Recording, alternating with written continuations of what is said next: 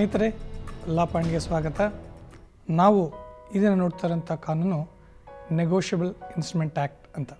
ಅಂದರೆ ಸಾಮಾನ್ಯವಾಗಿ ನಾವು ವ್ಯವಹಾರಗಳಲ್ಲಿ ಚೆಕ್ ಬೌನ್ಸ್ ಕೇಸ್ ಅಂತ ಅನ್ನೋದ್ರ ಬಗ್ಗೆ ಬಹಳಷ್ಟು ಕೇಳ್ತಾ ಇರ್ತೀವಿ. ಈ ಚೆಕ್ ಬೌನ್ಸ್ ಕೇಸ್ ಅಂದ್ರೇನು, ಅದ್ರ ಬಗ್ಗೆ ಹೇಗೆ ಕಾನೂನು ವರ್ಕ್ ಆಗುತ್ತೆ ಅನ್ನೋದ್ರ ಬಗ್ಗೆ ನೋಡೋಣ.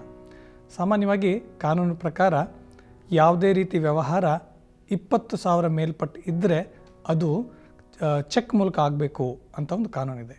ಇನ್ಕಮ್ ಟ್ಯಾಕ್ಸ್ನಲ್ಲೂ ಇದೆ, ಬೇರೆ ಕಾನೂನು ಕೂಡ ಇದನ್ನೇ ಹೇಳುತ್ತೆ. ಯಾತಕ್ಕೆ ಅಂತಂದರೆ ಇಲ್ಲಿ ನಡೆಯುವ ಪ್ರತಿಯೊಂದು ವ್ಯವಹಾರಗಳು ಕಾನೂನಿನ ಚೌಕಟ್ಟಲ್ಲಿರಬೇಕು. ಅದಕ್ಕೆ ಒಂದು ಕಾನೂನಿನ ಸಪೋರ್ಟ್ ಬೇಕು ಅಂತಂದಾಗ ಅದು ಬ್ಯಾಂಕ್ ಮೂಲಕ ಆಗಬೇಕು ಅಂತ ಅಂದ್ಬಿಟ್ಟು. ಹಾಗಾಗಿ ಈ ಎಲ್ಲ ವ್ಯವಹಾರಗಳು 20,000 ಮೇಲ್ಪಟ್ಟು ಇರಬೇಕು ಅಂತಂದಾಗ ಚೆಕ್ ಮೂಲಕನೇ ಮಾಡಬೇಕು.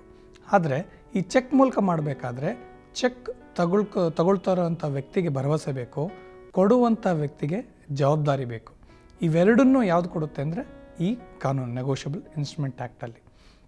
ಯಾಕೆ ಅಂತಂದರೆ ಚೆಕ್ ಕೊಡೋದು ತುಂಬ ಸುಲಭ.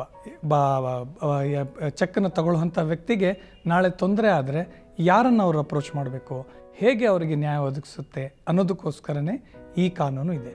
ಇದು ಎರಡು ರೀತಿಯಲ್ಲೂ ವರ್ಕ್ ಆಗುತ್ತೆ. ಒಂದು ಸಿವಿಲ್ ಪ್ರೊಸೀಜರ್ ಕೂಡ ಅಥವಾ CPCನಲ್ಲೂ ಆಗುತ್ತೆ, CRPCನಲ್ಲೂ ಆಗುತ್ತೆ.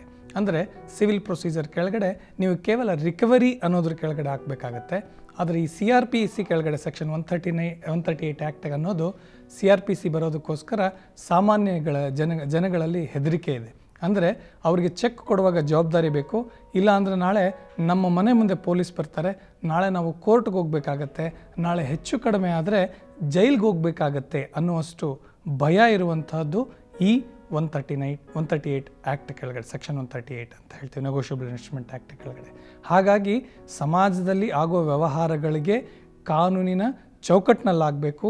ಆಮೇಲೆ ವ್ಯವಹಾರಗಳನ್ನು ಮಾಡ್ತಾವರು ಎಲ್ಲ ವ್ಯವಹಾರಗಳನ್ನು ಬ್ಯಾಂಕಿನ ಮೂಲಕ ಮಾಡಬೇಕು. ಈ ಬ್ಯಾಂಕಿನ ಮೂಲಕನೇ ಮಾಡ್ತಾ ಇರೋದ್ರಿಂದ ವ್ಯವಹಾರದಲ್ಲಿ ಭಾಗಿಯಾಗಿರುವಂತಹ ವ್ಯಕ್ತಿಗಳಿಗೆ ಜವಾಬ್ದಾರಿ ಬೇಕು, ಭರವಸೆ ಬೇಕು ಅನ್ನೋ ಉದ್ದೇಶಕ್ಕೋಸ್ಕರ ಈ ಒಂದು ಸೆಕ್ಷನ್ 138 ಆ್ಯಕ್ಟ್ ಇದೆ. ಇದ್ರದ್ದು ಪ್ರೊಸೀಜರ್ ಹೇಗೆ, ಯಾವ ರೀತಿ ನೋಟಿಸ್ಗಳು ಕೊಡಬೇಕು, ಯಾವ ರೀತಿ ನ್ಯಾಯಾಲಯದ ಮುಂದೆ ಹೋಗಬೇಕು ಅನ್ನುವ ಬಹಳಷ್ಟು ವಿಚಾರಗಳನ್ನು ನಾವು ಈ ಮುಂದಿನ ಸಂಚಿಕೆಗಳಲ್ಲಿ ತಿಳಿಯೋಣ. ನಮಸ್ಕಾರ.